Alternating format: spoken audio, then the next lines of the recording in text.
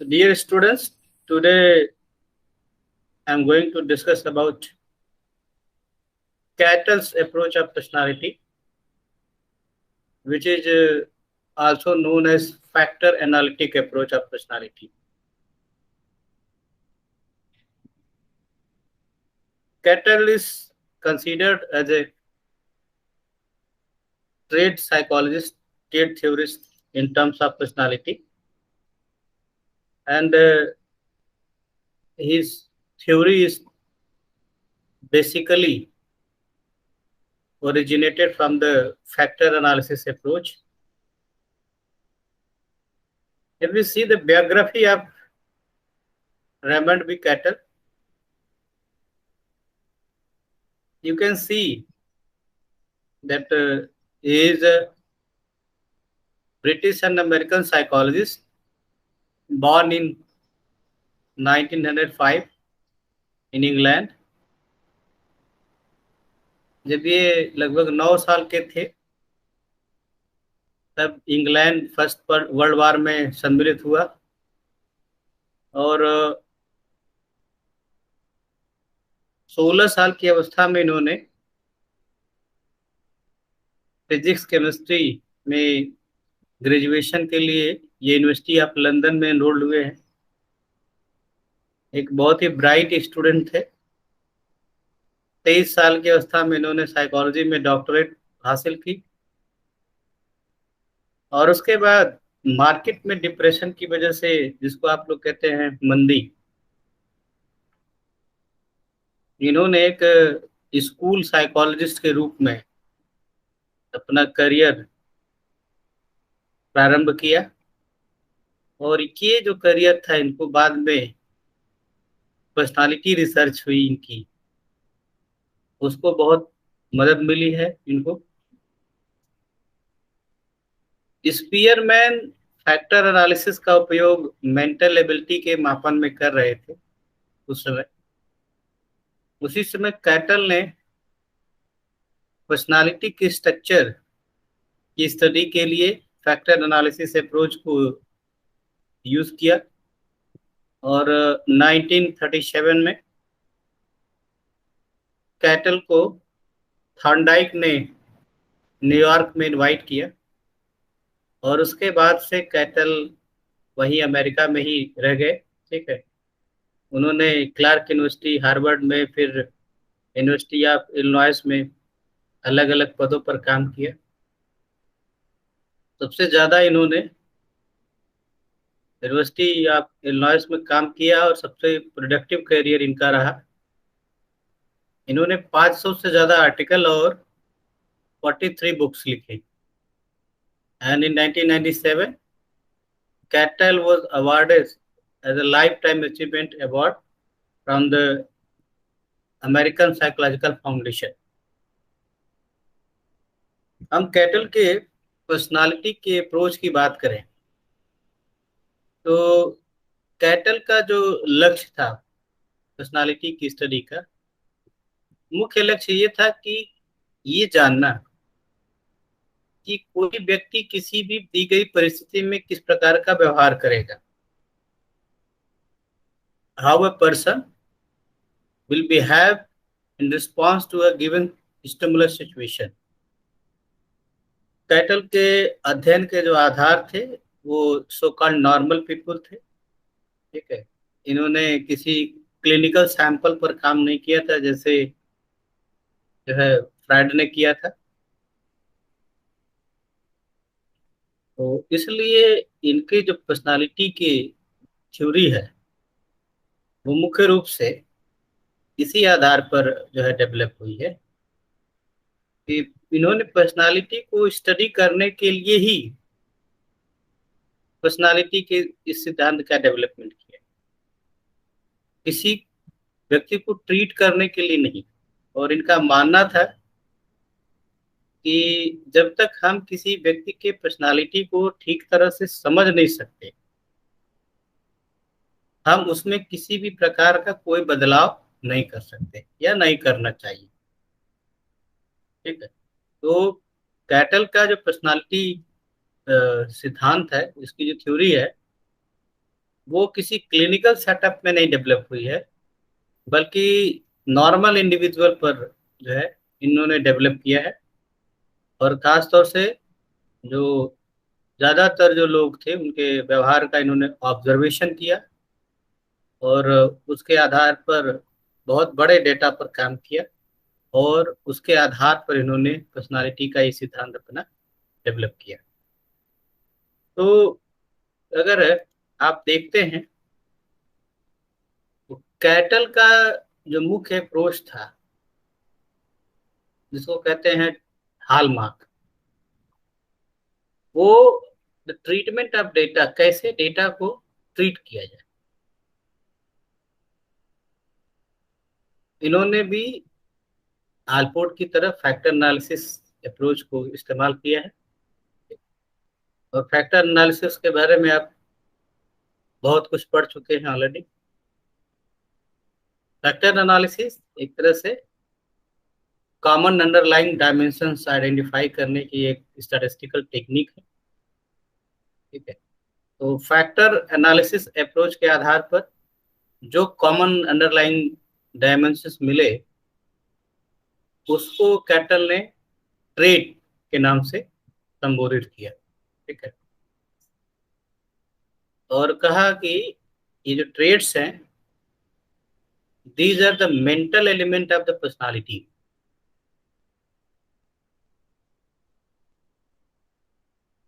तो जब तक हम व्यक्ति के ट्रेड्स को नहीं समझते हैं, तब तक हम किस परिस्थिति में वो क्या व्यवहार करेगा इसका प्रेडिक्शन नहीं कर सकते। इसलिए इन्होंने ट्रेड्स की स्टडी पर ज्यादा फोकस। अगर हम इनकी पर्सनालिटी स्ट्रक्चर की बात करें, तो कैटल ने पर्सनालिटी को जो है ट्रेड्स के टर्म में डिफाइन किया है, और कहा कि जो पर्सनालिटी का स्ट्रक्चर है वो बेसिकली ट्रेड्स से ही बना है। और ट्रेड्स को कैटल डिफाइन करते हैं relatively permanent reaction tendencies that are basic structural unit of personality. So traits are relatively permanent reactional tendencies. इस तरह से आप आपकी रिएक्शन टेंडेंसी क्या है in a given situation, how you will response. और ये ट्रेड से ही जो है कैटल का जैसा मानना था कि पर्सनालिटी के बेसिक स्ट्रक्चरल यूनिट्स हैं। कैटल ने ट्रेड्स को कई तरीके से क्लासिफाइड किया है। जैसे एक क्लासिफिकेशन उनका है वो common traits and unique traits के रूप में। कॉमन ट्रेड्स जिसका जिसका नाम ही बहुत स्पष्ट है कि कुछ न कुछ मात्रा में सभी लोगों में ये पाया जाता है, जैसे इंटेलिजेंस है, एक्स्ट्रावर्जन है, ग्रेगरियसनेस है। तो कॉमन ट्रेड्स यूनिवर्सल होते हैं, और हेरिडिटरी पोटेंशियल की वजह से, ठीक है, ज्यादातर लोगों में या एटलीस्ट जो कुछ कल्चर्स हैं उसमें समान रूप से ये पाए जाते हैं। इनको हम लोग कॉमन ट्रेड्स कहते हैं। उसी तरह से ये यूनिक ट्रेड्स हैं। यूनिक ट्रेड्स जैसे नाम से स्पष्ट है कि ये जो है एक व्यक्ति से दूसरे व्यक्ति में भिन्न होते हैं। ठीक है, और हम जो हमारे में भिन्नता होती है हम लोगों में, वो इसी यूनिक ट्रेड्स की वजह से होती है। ठीक है, सभी में ये ट्रेड्स नहीं पाए जाते हैं पहले चीज। ये हमारे खास तौर से इंटरेस्ट और एटीट्यूड पर निर्भर करते हैं। ठीक है, जैसे किसी एक व्यक्ति का इंटरेस्ट म्यूजिक में हो सकता है, किसी व्यक्ति का इंटरेस्ट स्पोर्ट्स में हो सकता है, किसी व्यक्ति का इंटरेस्ट जो है आर्ट्स एंड कल्चर में हो सकता है। तो आपका जो इंटरेस्ट है वो कोई जरूरी नहीं कि कॉमन हो, सब में पाया जाए। तो ये यूनिकनेस होती है हमारे यहाँ। दूसरा जो क्लासिफिकेशन है ट्रेड्स का, वो सरफेस और सोर्स ट्रेड्स के नाम से है। ठीक है, सरफेस ट्रेड्स कहते हैं your response tendency that can be observed in various situation.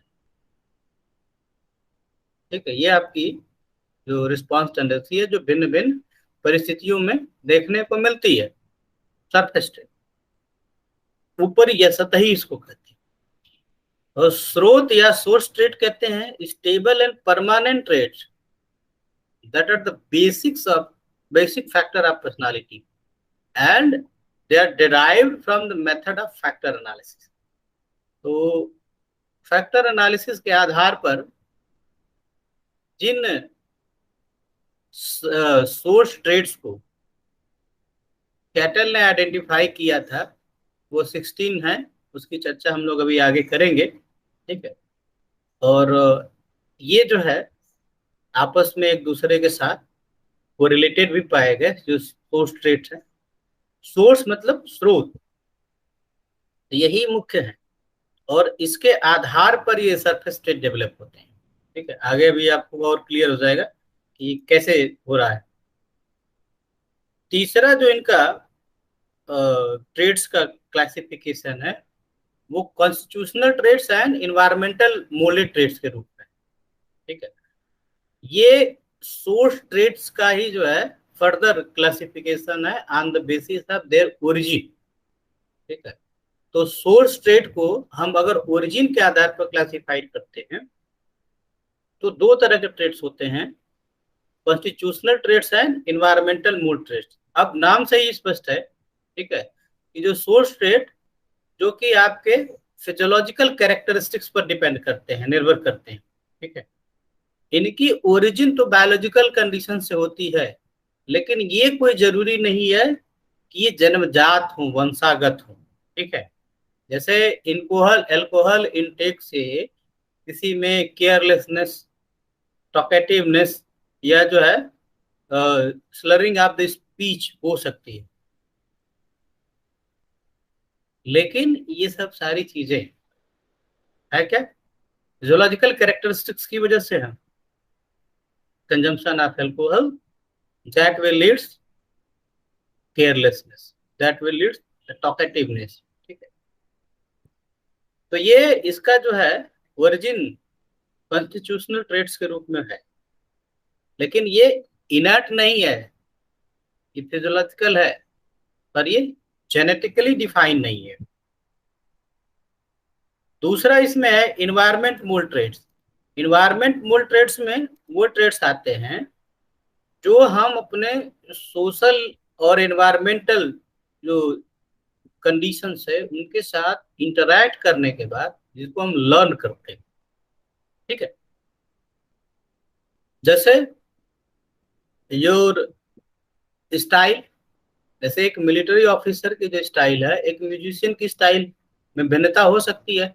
आप देखेंगे कि मिलिट्री ऑफिसर एकदम वेल मेंटेन डिसिप्लिन रहते हैं और म्यूजिशियंस बड़े बड़े बाल, एकदम अलग तरह के कपड़े, ठीक है, कुछ अलग स्टाइल रहती है उनकी।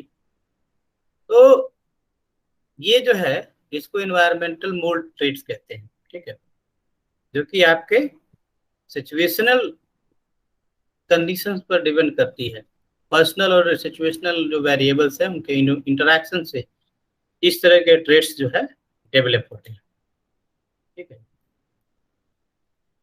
नेक्स्ट जो इसका क्लासिफिकेशन है वो एबिलिटी, टेम्परामेंट और डायनेमिक ट्रेड्स के रूप में। ठीक है, अब जो कैटल ने जो 16 सोर्स ट्रेड प्राप्त किए, ठीक है, उनको 3 कैटेगरीज में उन्होंने बांटा है।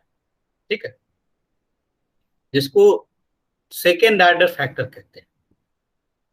First order factor, second order factor. First order factor में 16 पर्सनालिटी ट्रेड्स है जिनको उन्होंने फर्दर 3 कैटेगरी में बांटा है, जिसको कहा उन्होंने कि these are the second order factor.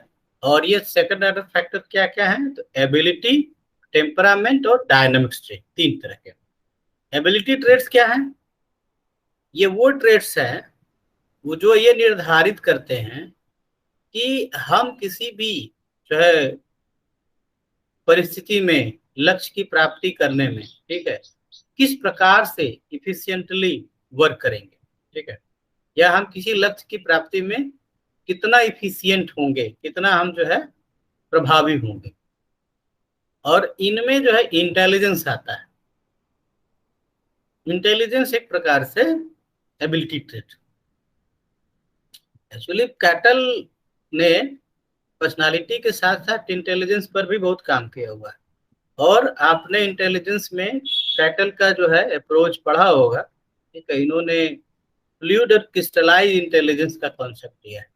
कहते हैं कि fluid intelligence that is inert biological और crystallise that is environmental mould. तो यहाँ पर दूसरा जो सोर्स ट्रेट है, सॉरी सरफेस या सेकेंड ऑर्डर ट्रेट जिसको कहते हैं, वो है टेम्परामेंट। ठीक है, टेम्परामेंट बेसिकली आपके इमोशनल एबिलिटी को शो करता है। So temperament traits describe the general style and emotional tone of your behavior। ठीक है, जैसे assertiveness है, easy going है, irritability है। ठीक है, ये ट्रेड्स ये बताते हैं, ठीक, कि हम किसी परिस्थिति में किस प्रकार से व्यवहार करेंगे, यानी कि रिएक्शंस।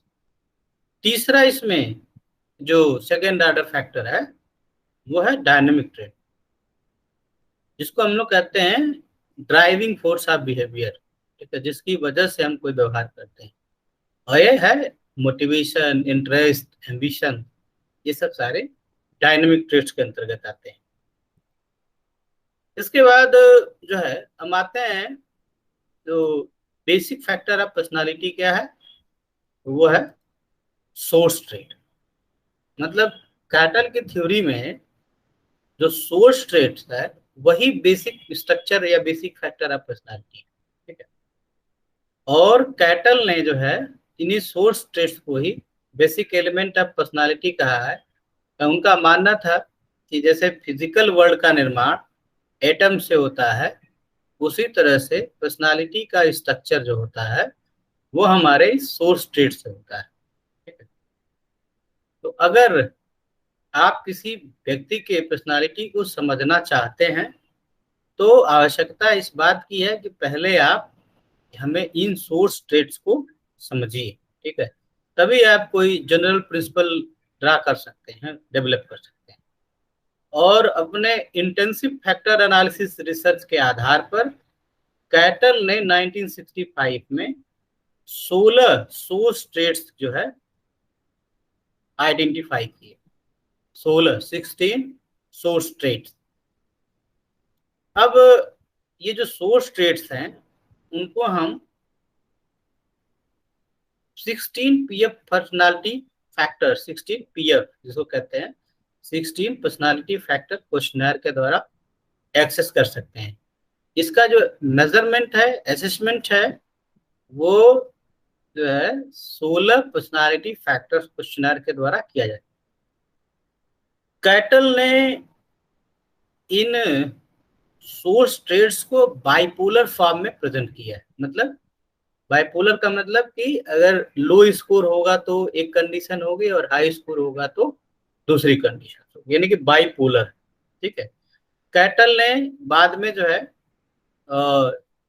ये इनमें कुछ और भी चीजों को एडिशनल जोड़ा है, जो खास तौर से इस जनरल स्टाइल और इमोशनल टोन्स को आधार बना के। ठीक है, और उन्होंने कहा कि जैसे एक्साइटेबिलिटी है, जस्ट है, सेल्फ डिसिप्लिन है, पोलाइटेडनेस है, सेल्फ एश्योरेंस है, ये सब ऐसे ट्रेड्स हैं जो टेम्परामेंट या इमोशनल टोन ऑफ बिहेवियर, इन सब सारी चीजों से जुड़े हैं। ठीक है, फिर इनको जो है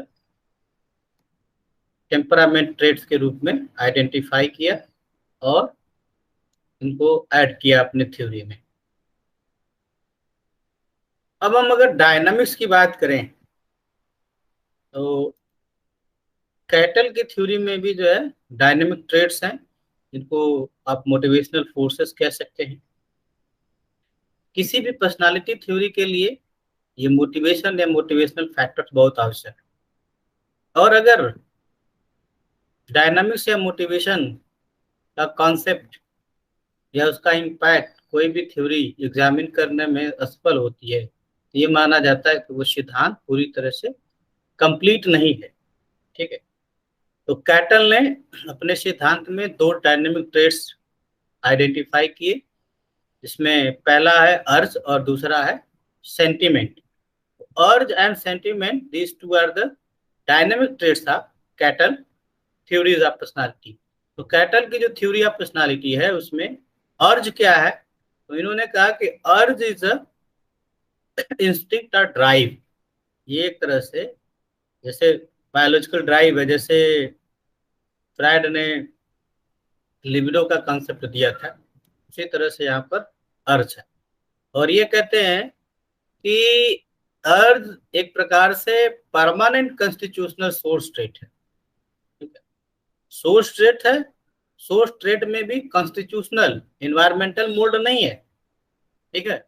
कॉन्स्टिट्यूशनल सोर्स ट्रेट्स है जो आपको गोल डायरेक्टर बिहेवियर करने के लिए, व्यवहार करने के लिए ऊर्जा प्रदान करता है, ठीक है। तो अर्ज एक प्रकार से हमारा मोटिवेशन का बेसिक आधार है, मुख्य आधार है, बेसिक यूनिट है। और कैटल ने अपने फैक्टर एनालिसिस रिसर्च में 11 अर्ज आइडेंटिफाई किए, 11 अर्जेस। और ये 11 अर्जेस क्या है?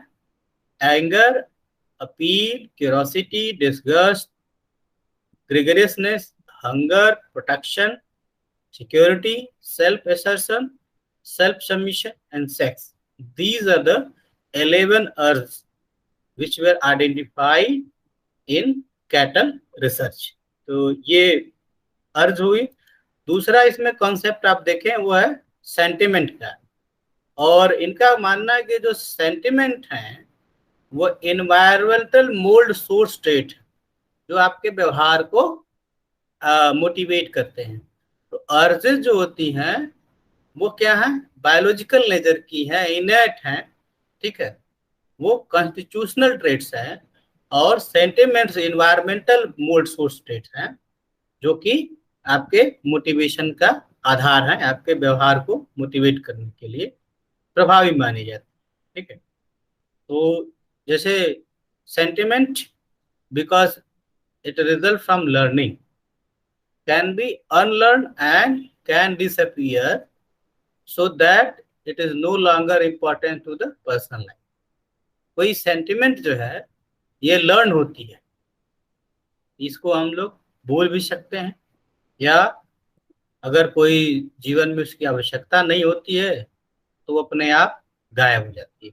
सेंटिमेंट जिसको हम लोग कहते हैं, ठीक है। कैटल ने इन्हीं सेंटिमेंट्स को बाद में सैम्स के नाम से SEMS कहा कि they are socially saved urging manifold है, socially saved urging manifold. Sentiments को ये दूसरा नाम बाद में जो है कैटल ने दिया। अगर हम कैटल के थ्योरी में पर्सनालिटी और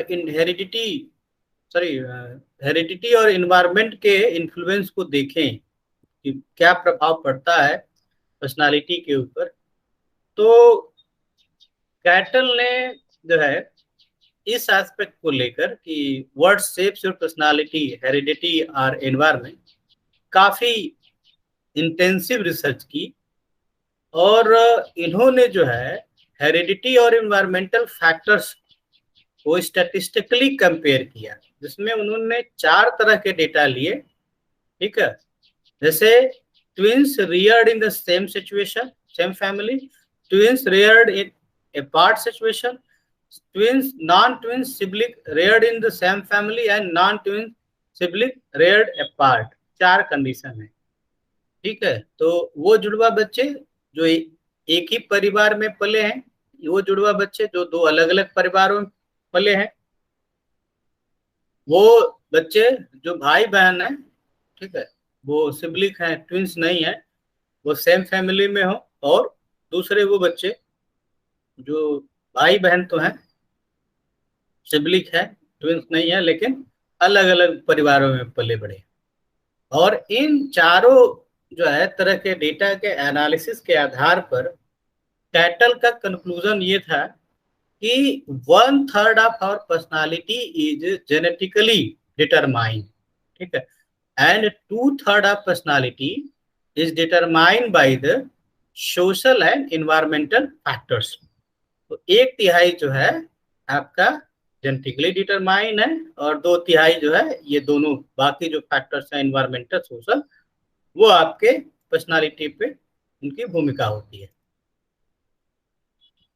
अगर हम स्टेजेस ऑफ पर्सनालिटी के डेवलपमेंट के स्टेजेस की बात करें कैटल के टर्म में, तो कैटल ने जो है अलग अलग स्टेजेस पे पर्सनालिटी का डेवलपमेंट कैसे होता है उसके बारे में बताया कि पर्सनालिटी इन्फेंट से लेके ओल्ड एज तक, यानी कि बर्थ से लेके 65+ तक किस रूप में आगे बढ़ती है, वो आप इस टेबल में देख सकते हैं कि infancy, childhood, adolescent, maturity, late maturity and old age उनके एज का है। और आगे डिस्क्रिप्शन लिखा है, जैसे इन्फेंसी में पर्सनालिटी डेवलपमेंट का डेवलपमेंटल टास्क क्या होगा, जैसे weaning, toilet training, formation of ego, super ego and social attitude. उसी तरह चाइल्डहुड में क्या है, independence from parents and identification with peers. Adolescent में conflict about independence and self assertion sex. Maturity की जो अवस्था है, satisfaction with career, family and marriage. Late maturity में personality change in response to the physical and social circumstances. And last old age में adjustment to loss of friends, career है, status. So अगर हम development के term में देखें तो cattle ने पर्सनालिटी को इस रूप में एक्सप्लेन किया है कि कैसे हमारी पर्सनालिटी डिफरेंट स्टेजेस या एजेस से होके गुजरती है। ठीक है, now come to the assessment in Cattell's theory of personality. Cattell ने जो है पर्सनालिटी के मेजरमेंट के लिए ऑब्जेक्टिव खासतौर से डेटा का इस्तेमाल किया है, और इनका जो प्राइमरी असेसमेंट टेक्निक्स थी वो 3 प्रकार की डेटा वो बेसिकली यूज करते हैं अपने रिसर्च में। पहला है एल डेटा, जिसको कहते हैं लाइफ रिकॉर्ड। ठीक है, लाइफ रिकॉर्ड का मतलब होता है कि आप अपने व्यवहार का जो है प्रतिदिन का मापन कर ले, जैसे स्कूल परफॉर्मेंस है। ठीक है, उसी तरह से जो है एक्चुअल आपका जो बिहेवियर है या बिहेवियरल रेटिंग का ऑब्जर्वेशंस है, ऑब्जर्वेशंस की जो रेटिंग है वो, तो ये लाइफ रिकॉर्ड या एल डेटा किसको कहा। Q data questionnaire based data होता है, जिसमें सेल्फ रिपोर्ट या क्वेश्चनर का इस्तेमाल करके डेटा का को ऑब्टेन किया जाता है, प्राप्त किया जाता है। तीसरा जो डेटा इन्होंने यूज किया है वो है टी डेटा, जिसको कहते हैं ऑब्जेक्टिव टेस्ट, या इसके कई बार क्यूटी डेटा भी कहते हैं। ठीक है, तो इसमें क्या होता है कि रिकॉर्डिंग जो होती है व्यवहार की, उस सिचुएशंस में हो सकती है जहां पर पार्टिसिपेंट को पता न हो कि ही इज बीइंग रिकॉर्डेड। ठीक है, तो कई बार एक्सपेरिमेंट है, प्रोजेक्शन है, फिजिकल सेटिंग और रिएक्शन टाइम्स, इन सब के आधार पर ये की डेटा प्राप्त किया जा सकता है। ठीक है,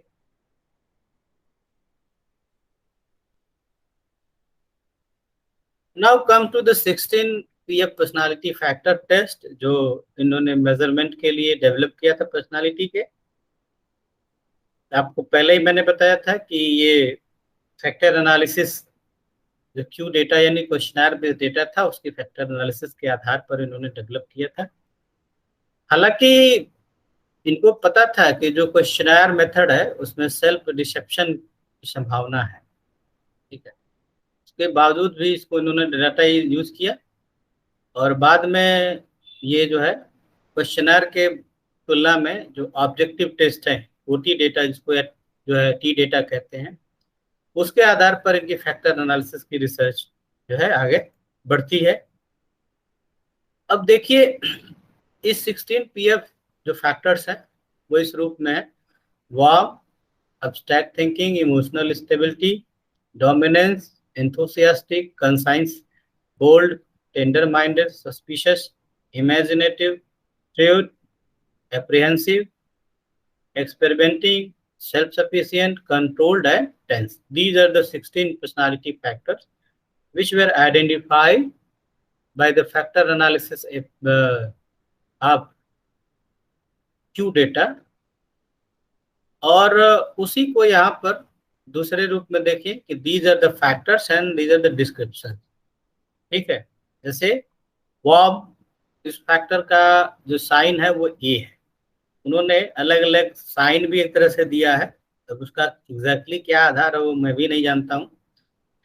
ए वार्म कहा उन्होंने, और उसका जो डिस्क्रिप्शन है, लो स्कोर है तो रिजर्व और हाई है तो आउटगोइंग। उसी तरह बी है reasoning, less intelligence more intelligence. C क्या है, इमोशनल स्टेबिलिटी, जो लेस स्कोर्ड है affected by feeling and they are emotionally stable if they got high score. Dominance, इसी तरह से ये जो 16 पर्सनालिटी फैक्टर्स हैं उनका ये डिस्क्रिप्शन है।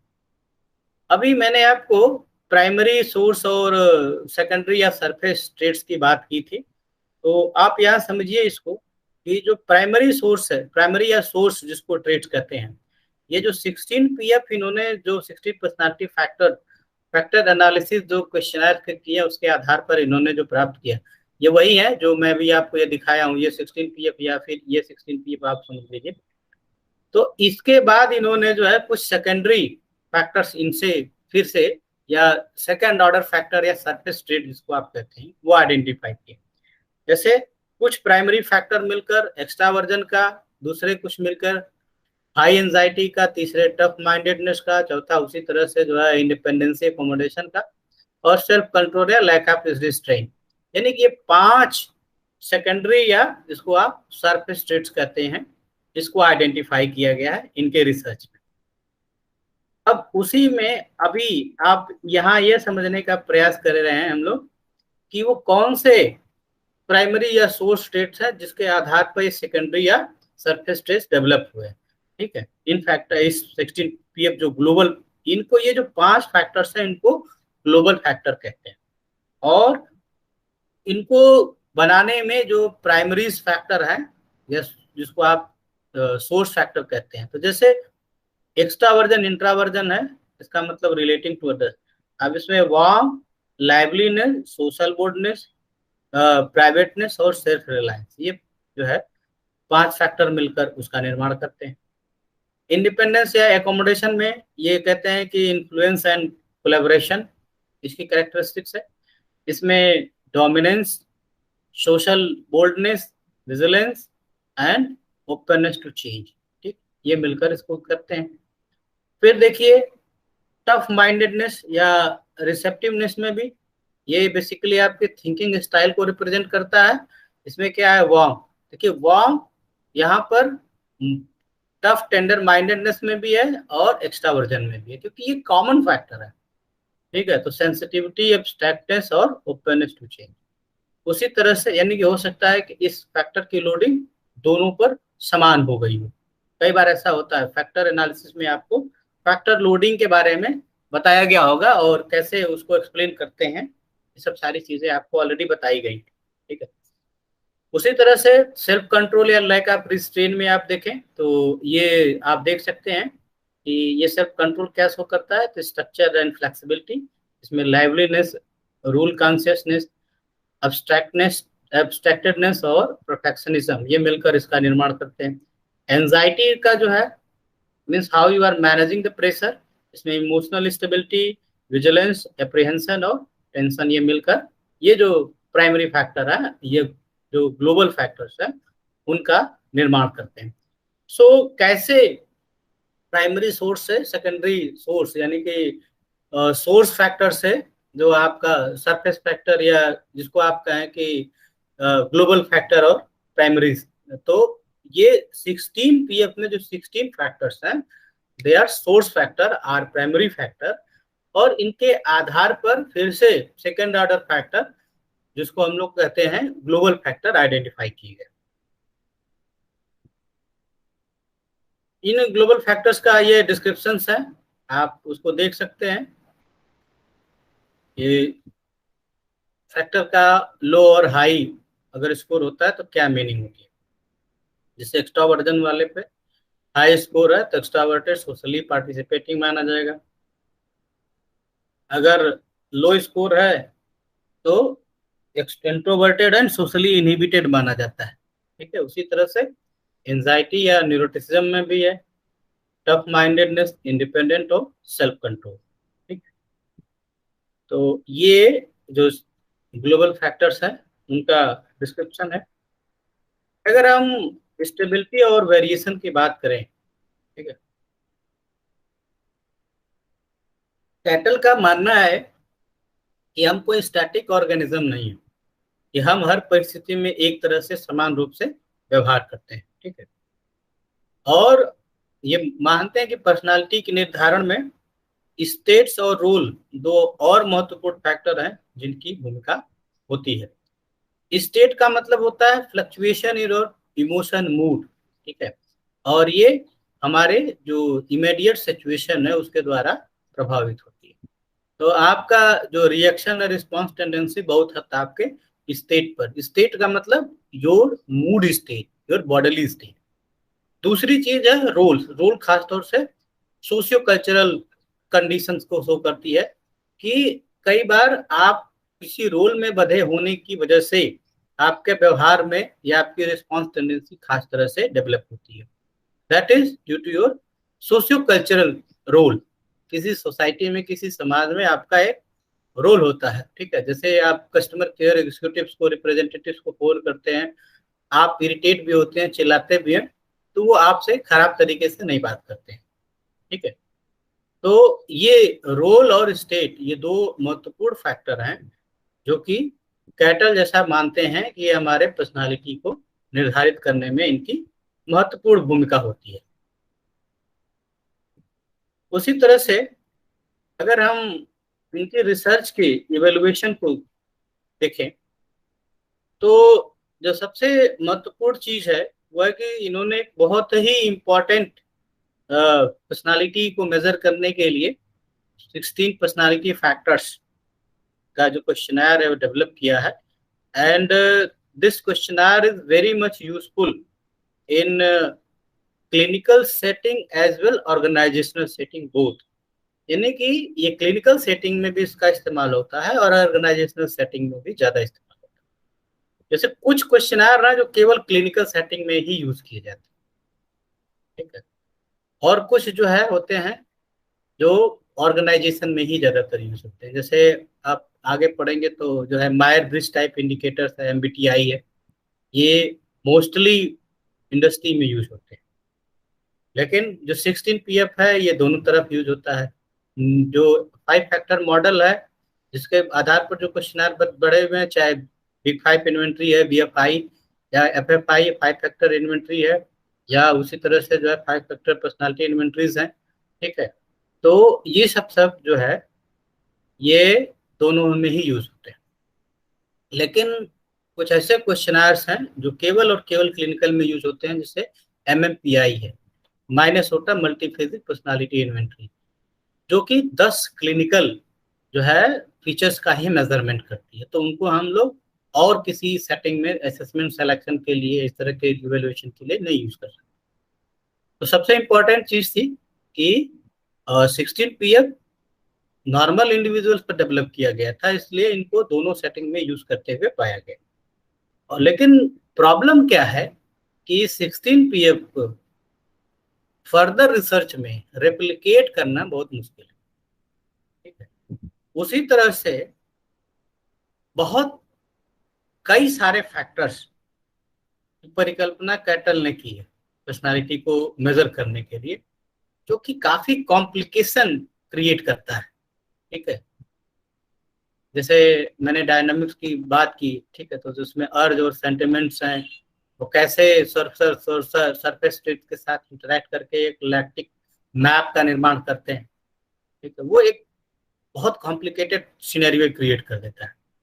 और तीसरी जो चीज है कि कैटल जितना सोचते थे उतना ऑब्जेक्टिव ये उनकी पर्सनालिटी थ्योरी या रिसर्च नहीं है, क्योंकि बाद में इसको, इसकी रेप्लिकेबिलिटी जो है क्वेश्चनेबल हो गई, ठीक है। तो ये इनकी क्रिटिक्स थी कि क्या इस सिद्धांत की परेशानी है या इसकी लिमिटेशंस क्या है। और जो है इसको आप सामान्य शब्दों में कहें एक इवेल्युएशन के तौर पर, तो पर्सनालिटी का जो कैटल का सिद्धांत है या जो मॉडल है ये बहुत इम्पोर्टेंट मॉडल रहा है। और इसी को आधार बनाकर, इन्हीं के मॉडल्स को बेस बनाकर बाद में अभी जो वर्तमान में 5 फैक्टर मॉडल और वो सब सारी चीजें डेवलप हो रही हैं। तो रिसर्च को प्रोवोक करने में, प्रमोट करने में इस सिद्धांत की बहुत महत्वपूर्ण भूमिका है। कुछ कमियों के साथ भी आज भी ये सिद्धांत उतना ही महत्वपूर्ण है, और इनके क्वेश्चनर्स मॉडिफिकेशंस के साथ अभी भी बहुत ज़्यादा इस्तेमाल किए जा रहे हैं। इंडिया में भी मेरे ख्याल से 16 PF का इंडियन एडाप्टेशन शायद SD कपूर ने किया हुआ है। ठीक है। और उसी तरह से MMPI का JMPI के नाम से है। तो ये भारतीय वर्जन में भी उपलब्ध है, हालांकि वो एडाप्टेशन ज़्यादातर जो पुराने मॉडल रहे हैं या ओरिजिनल उसी का है। बाद में जो रिसेंट डेवलपमेंट है उस पर बहुत कुछ अवेलेबल नहीं है। ठीक है। So this is all about personality theory of Cattell या factor analytic approach of personality. Now if you have any query you can ask.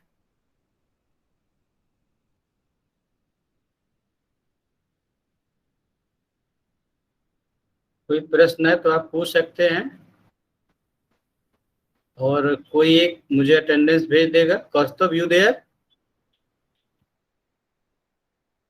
Yes sir. Attendance group में शेयर कर देना। ठीक है। ओके। चलिए, कोई क्वेरी है तो बताएं, नहीं तो फिर आज की क्लास बंद की जाए।